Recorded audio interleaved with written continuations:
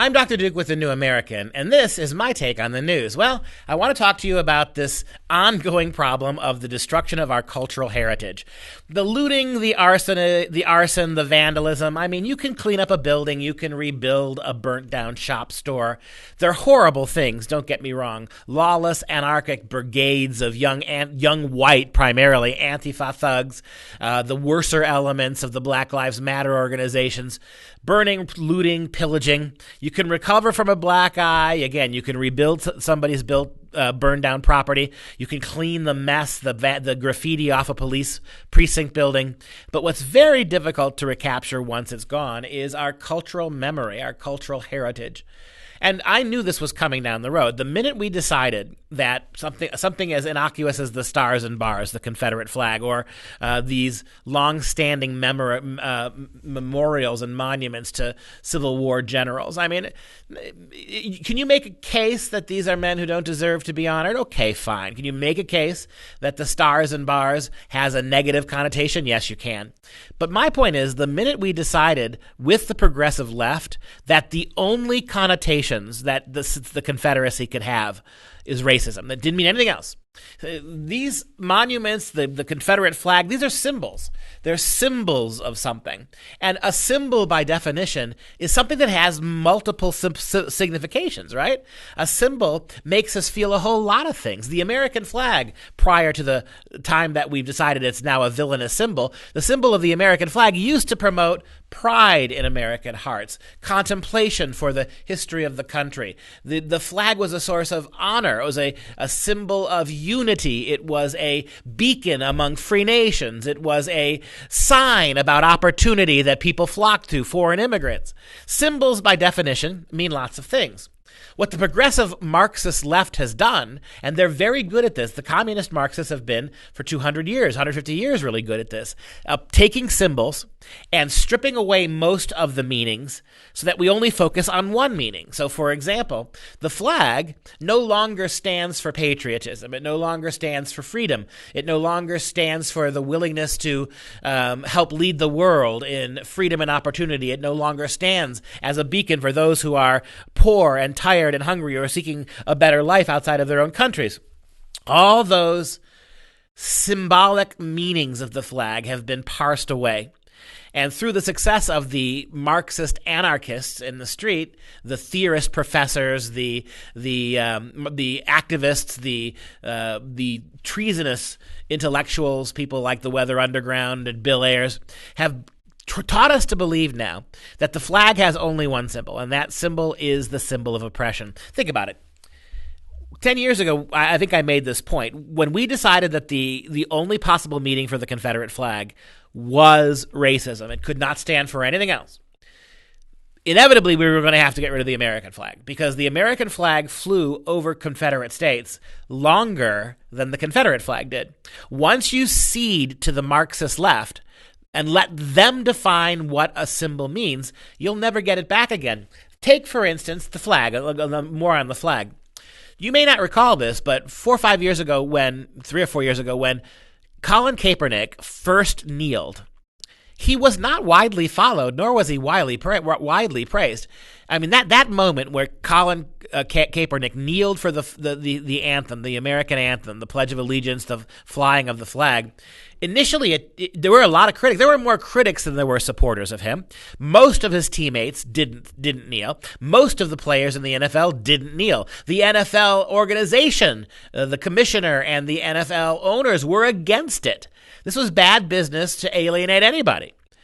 And so it was not the initial rebellion by Colin Kaepernick was going nowhere until Nike got involved. Now think about who Nike is. Nike as a shoe company is a company that ever since it was created in the 1980s, I believe, late 1970s, was all about the manipulation of symbols. Think about the Nike swoop for a second. Think about the degree to which the way Nike in their almost MTV-like commercials manipulate symbols of athletes, symbols of great athletic achievement. Nobody manipulates symbols and symbology better than a company like Nike. When Nike threw their support behind Colin Kaepernick, it put a distance between Kaepernick and his nasty Marxist remarks. Don't forget, this is the same Colin Kaepernick, after the first time he kneeled, who wore a Fidel Castro t-shirt. Remember when John Lennon saying, if you go carrying pictures of Chairman Mao, you ain't going to make it with anyone now? Even somebody as left-wing as John Lennon was in the late 1960s, he recognized that there's a point at which radicalism becomes foolish. If you go carrying a picture of Chairman Mao, Lenin saying, you're not going to make it with anybody. If you're trying to convince us, Colin Kaepernick, that this is the worst country in the world with regards to race and freedom and liberty, and you're wearing a Fidel Castro t-shirt, no one's going to take you seriously. Don't forget, this is the same Colin Kaepernick who also wore socks with pigs on it, cops represented as pigs. This was not a movement that was going to catch fire until Nike got involved. And what did Nike do? They interposed themselves between Colin Kaepernick and his Marxist views and used capitalism to change the symbols, right? $20 million check to Colin Kaepernick, all kinds of... See, Nike took a gamble. Nike gambled that their large inner city black constituency, a huge target base for them, would love the fact that Kaepernick was a rebel, that Kaepernick was pushing race theory, was protesting the anthem, thought that would really reverberate in the inner city black communities.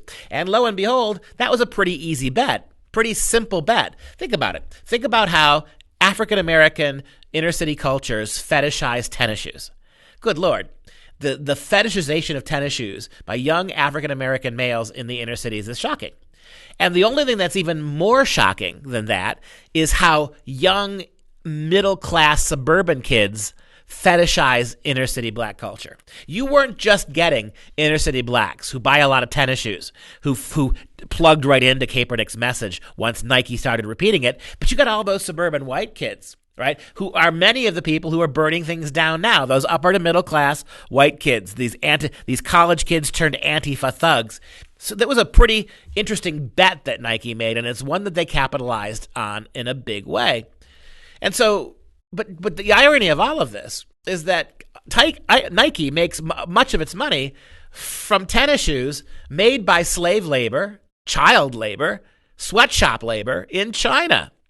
Here on the one hand, you've got people like Kaepernick and Nike and all of these woke athletes like LeBron James boasting about the relationship with China, apologizing for China. You remember a year and a half ago when an NBA administrator said something to the effect of, we can protest America all we want, but let's not forget the human rights record of the Chinese government. A true statement.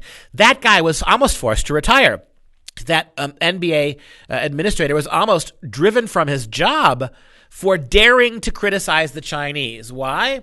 Because the NBA has signed a big multi-billion-dollar contract with the Chinese government to import the NBA into China. In other words, black athletes who are rebelling against the oppression of people of color, black athletes like LeBron James and Colin Kaepernick, who are condemning America because of the way we treat minorities, have then turned around and sold themselves out to Nike and to Communist China, who's going to carry these games.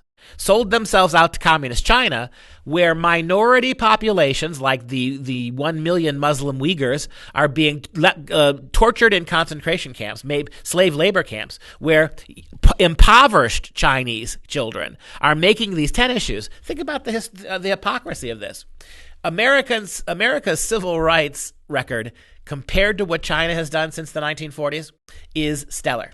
And yet, LeBron James and Colin Kaepernick and the commissioner of the NBA and the commissioner of the NFL, all these corporate entities now are unleashing their fury at the United States for our record, and not just ignoring, they are defending China's human rights record against ours. Steve Kerr, basketball coach, once said last year, "We have no room to talk in America. We shouldn't be picking a fight with China for their record. Our record's pretty bad." Really, Steve Kerr? So you have the guts to attack American culture for its faults, but you won't even attack the faults of China, which are much more intense and genocidal than anything that you've seen here? Cowardice. And the reason you're doing it is for money. Isn't it funny that all of these deeply held sensibilities about the poor and the struggling, even among African Americans, stop when the paycheck is about to be cashed?